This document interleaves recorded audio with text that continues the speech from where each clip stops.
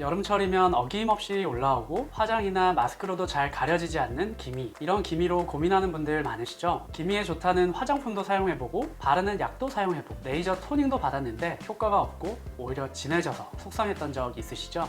이번 영상에서는 기미를 싹 없애는 저만의 특별한 방법을 소개해드립니다. 끝까지 시청해주세요.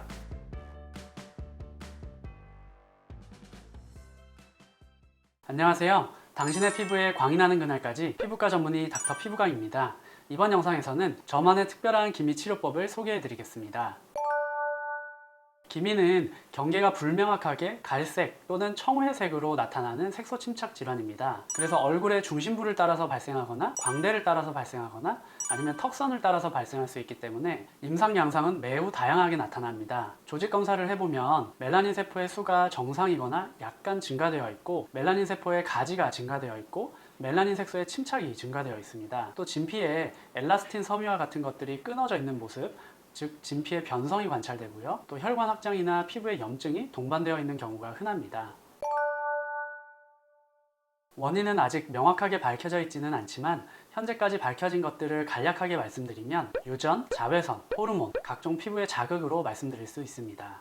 그래서 유전적으로 기미가 잘 생길 수 있는 소인이 있는 사람이 자외선에 많이 노출되거나 임신, 출산, 피임약 복용, 호르몬 치료 등 여성 호르몬에 노출되거나 아니면 각종 피부 자극을 받은 후에 기미가 올라오는 것으로 이해되고 있습니다.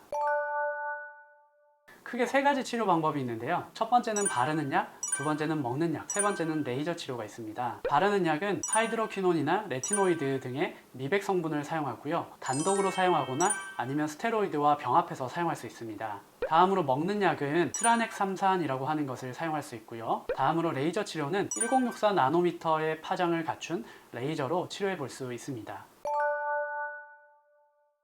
기미 치료가 어려운 게 각종 피부 자극이 기미의 원인이 될 수 있다고 그랬잖아요. 그래서 레이저 치료나 바르는 치료나 이런 치료를 하려고 하다가 그 치료가 자극으로 작용해서 기미를 악화시킬 수 있기 때문에 그래서 기미 치료가 어렵습니다. 바르는 약의 경우 하이드로퀴논이나 레티노이드 성분이 피부에 자극을 유발할 수 있어요. 그럴 경우 그 자리가 붉어졌다가 기미가 심해지는 현상을 경험할 수가 있습니다. 그래서 이런 바르는 약으로 기미 치료를 하실 때는 피부과 전문의와 상의하셔서 피부 상태에 맞게 적절하게 사용하시는 것이 좋습니다. 레이저 치료는 말씀드리기 전에 전자레인지를 먼저 좀 말씀드릴게요. 전자레인지는 2400에서 2500MHz의 마이크로웨이브를 이용한 장비인데요. 이 마이크로파가 물 분자를 빠르게 진동을 시키고 이 물 분자가 진동하면서 주변 분자들과 마찰을 일으켜요. 그럼 여기서 생긴 마찰열이 음식을 데우는데요. 우리가 가끔 냉동 만두 같은 거를 전자레인지로 데워 먹잖아요. 그럴 때 이런 현상을 경험한 적이 있으실 거예요. 한 입 베어 물었는데 어떤 부위는 뜨겁고 또 어떤 부위는 차가웠던 적 있으시죠? 이럴 경우 전자레인지를 추가적으로 좀 더 돌려서 전체적으로 따뜻하게 데운 다음에 먹는데요. 이런 현상이 레이저 치료를 이해하는 데 도움이 될 수 있습니다. 레이저 치료를 할 때 1064 나노미터 파장의 레이저를 사용한다고 말씀드렸죠. 이 1064 나노미터 파장의 레이저를 기미에 사용하면 기미에 있는 멜라닌 색소가 이 레이저를 흡수하게 되고 멜라닌 색소에서 이 레이저의 에너지가 열 에너지로 전환돼요. 그래서 색소가 있는 곳에 온도가 올라가고 열 손상으로 인해서 색소가 파괴됩니다. 이런 원리로 치료하는데요. 그런데 여기서 냉동만두를 전자레인지로 데웠을 때처럼 어느 일부분만 따뜻해지고 주변은 차가우면 좋을 텐데 안타깝게도 전체 만두가 따뜻해지는 것처럼 색소만 뜨거워지는 것이 아니라 주변 조직도 열 손상을 입게 됩니다. 그럴 경우 색소 주위에 받게 된 열 손상이 기미에서 자극으로 작용해서 기미가 악화될 수 있습니다. 그래서 기미 치료가 어렵습니다. 그래서 기미를 치료할 때는 주변 조직의 열 손상은 적게 하면서 멜라닌 색소는 최대로 파괴하는 게 중요한데요. 이때 장비도 중요하고 시술자의 실력도 굉장히 중요합니다. 얼마인데요? 1억 정도 해요. 장비 이야기를 먼저 해볼게요. 기존의 기미 치료에 사용되던 레이저를 Q 스위치드 레이저라고 하는데요. 나노초가 10억분의 1초기 때문에 5나노초라고 하면 굉장히 짧은 시간인 것 같지만 색소와 주변 조직 입장에서 보면 그렇게 짧은 시간이 아닙니다. 레이저의 에너지를 색소가 흡수하고 그것이 열 에너지로 바뀌고 주변 조직으로 어느 정도 열 에너지가 전달되는데 충분한 시간입니다. 그러니까 냉동 만두로 생각하면 열이 어느 부분에 데워지고 그것이 주변으로 어느 정도 전달되는데 충분한 시간이라는 거죠. 그렇게 되면 주변 조직의 열 손상을 크게 할 수 있을 가능성이 있다는 거죠. 반면 최근 색소 치료에 많이 사용되고 있는 피코 레이저는 150 피코세컨드에서 750 피코세컨드의 한 파장의 에너지를 전달합니다. 많이 사용되고 있는 피코 레이저가 450 피코세컨드의 한 파장의 에너지를 전달하는데요.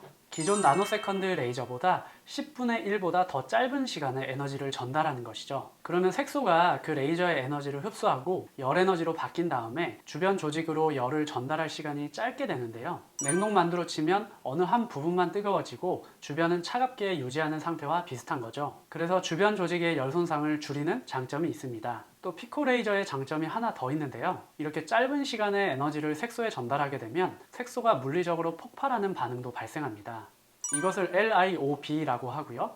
피코 레이저 치료를 한 후에 조직을 채취해서 보면 구멍이 뽕뽕뽕뽕 뚫려 있는 것을 볼 수 있어요. 이러한 현상의 장점은 색소가 물리적으로 폭발하기 때문에 색소를 더 잘게 부술 수 있다는 점이고요. 또 주변으로 열이 퍼질 시간이 없다는 점뿐만 아니라 레이저의 에너지가 100% 열 에너지로 전환되는 것이 아니라 물리적으로 폭발하는 데 에너지가 사용되기 때문에 열 에너지로의 전환이 떨어지게 됩니다. 그래서 주변 조직의 열 손상이 훨씬 적습니다.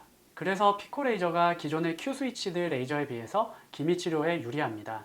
기미 치료에는 이렇게 장비도 중요하지만 시술자의 실력이 무엇보다 중요합니다. 주변 조직의 열 손상을 최소로 하면서 색소의 파괴는 최대로 해야 되는데요. 제가 피콜로 프리미엄이라는 피코 레이저의 키닥터인데요. 이런저런 경우를 많이 경험하면서 기미를 잘 치료하는 방법을 개발해서 멜라즈마 클리어링 파라미터라고 이름 붙여서 치료를 시행하고 있습니다. 줄여서 MCP라고 부르고 있는데요. 실제로 MCP 치료를 받은 분의 사진을 보여드릴게요. 본인 동의하에 사용하는 것이고 재사용하시면 안 됩니다. MCP 치료가 진행되면서 1주 간격으로 1회씩 할 때마다 개선되는 것이 눈에 보입니다. 6회 치료 후 거의 없어졌기 때문에 향후 기미가 다시 올라올 때 유지 치료를 하기로 하고 치료를 종료했습니다.